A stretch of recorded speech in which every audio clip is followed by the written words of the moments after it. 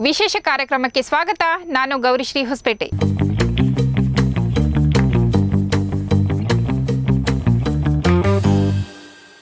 ಚಳಿಗಾಲ ಈಗಾಗಲೇ ಪ್ರಾರಂಭವಾಗಿದೆ. ಚಳಿಗಾಲದಲ್ಲಿ ಎಲ್ಲರೂ ತಮ್ಮ ಆರೋಗ್ಯದ ಬಗ್ಗೆ ನಿಗಾ ವಹಿಸಬೇಕು. ಏಕೆಂದರೆ ಅತಿ ಹೆಚ್ಚಾಗಿ ಚಳಿಗಾಲದಲ್ಲಿ ಒಂದಲ್ಲ ಒಂದು ಆರೋಗ್ಯ ಸಮಸ್ಯೆಗಳು ಕಾಡುತ್ತದೆ.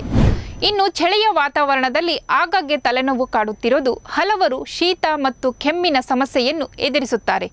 ತಣ್ಣನೆಯ ಗಾಳಿಗೆ ತೀವ್ರ ತಲೆನೋವಿನ ಸಮಸ್ಯೆಯು ಉಂಟಾಗುತ್ತದೆ. ಕಡಿಮೆ ತಾಪಮಾನವು ಮೆದುಳಿನ ನರಗಳ ಮೇಲೆ ಪರಿಣಾಮ ಬೀರಿದಾಗ ಚಳಿಗಾಲದ ತಲೆನೋವು ಸಂಭವಿಸುತ್ತದೆ. ಅಲ್ಲದೆ ಇದು ತಲೆಯಲ್ಲಿ ರಕ್ತ ಪರಿಚಲನೆಯ ಮೇಲೆ ಪರಿಣಾಮ ಬೀರುತ್ತದೆ. ಇಂತಹ ಪರಿಸ್ಥಿತಿಯಲ್ಲಿ ಚಳಿಗಾಲದಲ್ಲಿ ತಲೆನೋವಿಗೆ ಮನೆಮದ್ದಿನಿಂದ ದೂರ ಮಾಡಬಹುದು. ಹಾಗಾದರೆ ಯಾವ ಮನೆಮದ್ದು ಅಂತೀರಾ? ತಿಳಿಸ್ಕೊಡ್ತೀವಿ ನೋಡಿ. ಮೊದಲಿಗೆ ಹರ್ಬಲ್ ಟೀ. ಈ ಹರ್ಬಲ್ ಟೀ ಸಹ ತಲೆನೋವು ನಿವಾರಿಸಲು ಸಹಾಯ ಮಾಡುತ್ತದೆ. ಶೀತದಲ್ಲಿ ತಲೆನೋವಿನಿಂದ ತ್ವರಿತ ಪರಿಹಾರ ಪಡೆಯಲು ತುಳಸಿ, ಶುಂಠಿ, ಕರಿಮೆಣಸು ಮತ್ತು ದಾಲ್ಚಿನ್ನಿಯಿಂದ ಟೀ ತಯಾರಿಸಿ ಕುಡಿಯುವುದರಿಂದ ತಲೆನೋವು ಕಡಿಮೆಯಾಗುತ್ತದೆ. ಇದರಲ್ಲಿರುವ ಉರಿಯೂತ ನಿವಾರಕ ಗುಣಗಳು ತಲೆನೋವಿಗೆ ಉಪಶಮನ ನೀಡುತ್ತದೆ. ಎರಡನೆಯದಾಗಿ, ಶೀತದ ಸಮಯದಲ್ಲಿ ತಲೆನೋವು ಉಂಟಾದಾಗ ಬಿಸಿ ಆಹಾರಗಳನ್ನು ಸೇವಿಸುವುದರಿಂದ ತಲೆನೋವು ಕಡಿಮೆಯಾಗುತ್ತದೆ. ಉದಾಹರಣೆಗೆ, ತಲೆನೋವಿನ ಸಂದರ್ಭದಲ್ಲಿ ಚಹಾ ಅಥವಾ ಕಾಫಿ ಕುಡಿಯುವುದು ಪ್ರಯೋಜನಕಾರಿಯಾಗಿದೆ.